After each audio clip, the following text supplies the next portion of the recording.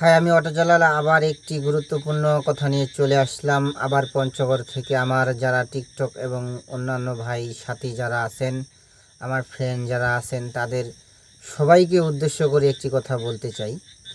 কথাটি হচ্ছে এরকম যে আমরা যারা টিকটক করি বা অন্য কিছু করি, একে অপরকে একটি কথা না বললে কি হয় না?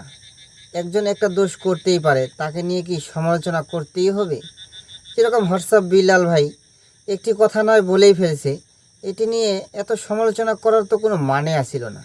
মানেটি এত দূর গড়িয়ে নিয়ে গিয়েছেন আপনারা, যা বলার বাহিরে। উনি একটি কথা মিস্টেক করে বলতেই পারে, তার পুরো ভিডিওটি দেখে তার সাথে সমালোচনা করতেন, কিন্তু এইভাবে সমালোচনা করার কোনো মানেই আসিল না।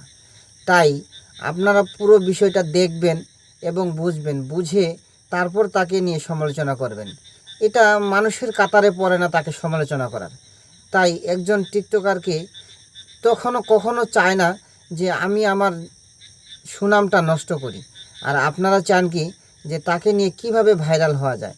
তাই নিজের যতটুকু দক্ষতা আছে, নিজের যতটুকু পরিচয় আছে, আপনার নিজের পরিচয়টুকু দিয়ে আপনি তারপর চেষ্টা করবেন অন্যের গীবত গার।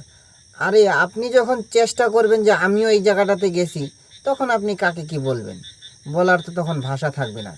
তাই যারা এই ফেক নিউজগুলো করে বেড়ান, তবে পুরো ভিডিওগুলো দেখে তারপর তার সাথে এই বাজে মন্তব্যগুলো করবেন।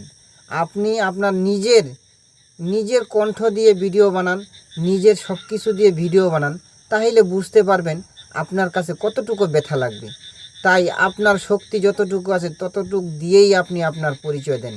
নিজের পরিচয় দেওয়াটা ভালো, অন্যের পরিচয় দিয়ে কোনো কিছু করা ভালো না।